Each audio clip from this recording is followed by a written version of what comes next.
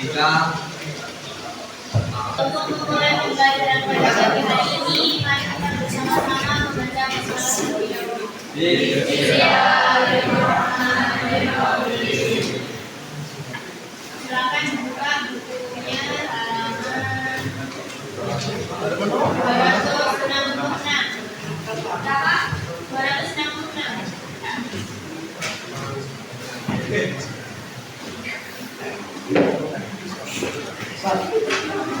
Sebelum kita memasuki materi pada bab 10, buka bukunya. Cetaknya halaman 266. Dan di situ kita akan bersama-sama membahas tentang peradaban Islam pada masa bisa dikenal dengan pembelajaran SKI, sejarah kebudayaan Islam. Adapun tujuan pembelajaran pada hari ini yang pertama itu yang ada menjelaskan tokoh-tokoh pembaruan Islam pada masa modern beserta pemikirannya. Kemudian kita bahas bersama-sama tokoh-tokoh serta ide politik dari tokoh-tokoh pembaruan Islam. Serta yang kelima membiasakan berpikiran terbuka, bernalar kritis, semangat kebangsaan dan berkebinekaan memasuki pembelajaran periode sejarah Islam. Profesor Dr. Haji Nasution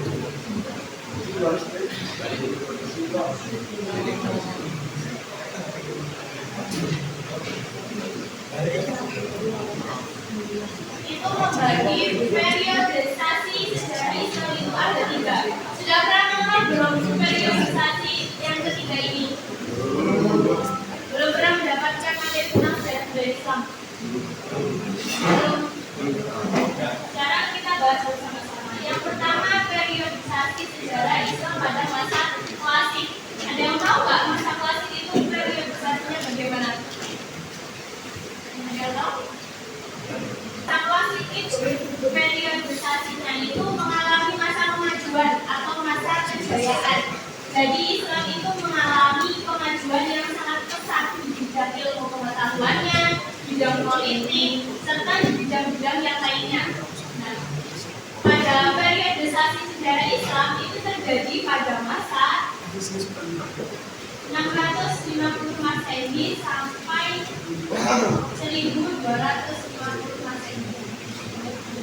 Nah, jadi ini masa dalam periodisasi sejarah Islam mengalami masa kejayaan atau keemasan.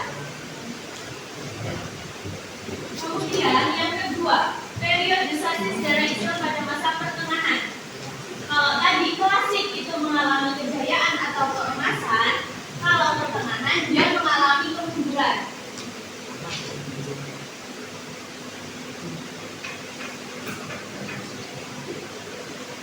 Jadi di dalam bidang politik, bidang pendidikannya, bidang ilmu pengetahuannya, dalam periodisasi sejarah Islam pertengahan itu bidangnya itu mengalami kemunduran yang sangat pesat, yaitu mengalami banyaknya tantangan dan cobaan ketika umat Islam itu mengalami penjajahan.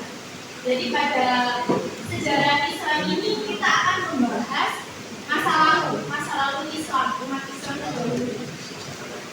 Nah, yang ketiga kita akan membahas periodisasi sejarah Islam modern.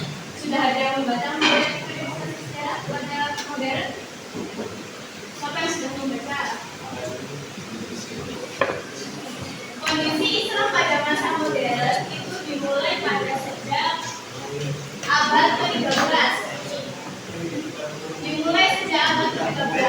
Masa ini ditandai oleh kesadaran umat Islam akan kelemahan dorongan untuk kemajuan. Nah, pada masa ini terutama kemajuannya itu ada di mana?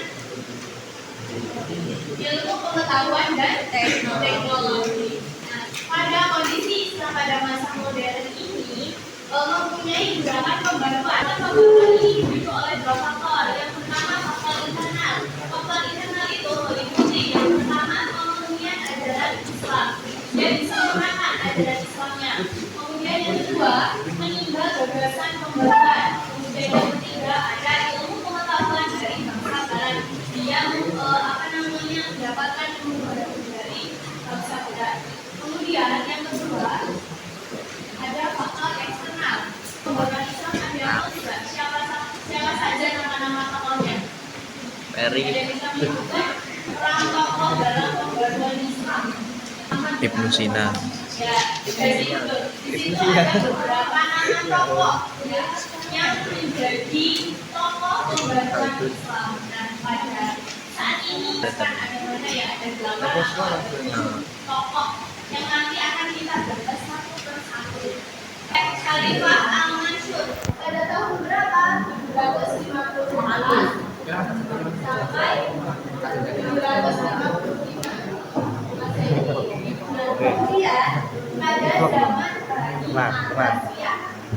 Nah, kota Baghdad itu mempunyai 4 pintu masuk.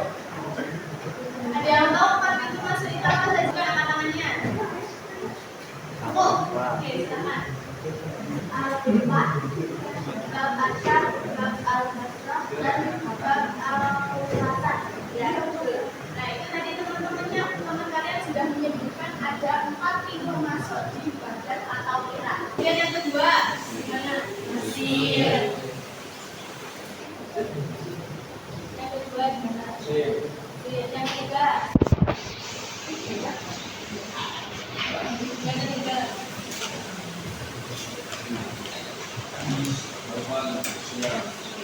Yang keempat.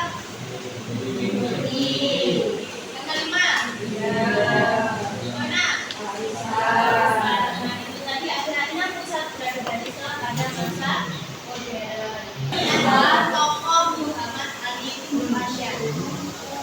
Muhammad Ali Pasha itu merupakan pelopor kegiatan Islam, pembangunan Islam di Mesir yang memilih belajar ke Eropa melakukan inovasi militer ekonomi. Ini loh. Yang pertama, tokohnya siapa namanya?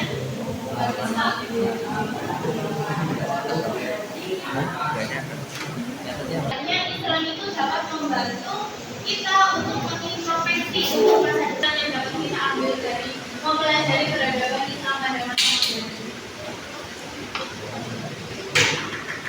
Bisa dicoba? Kita akan menyimpulkan bersama.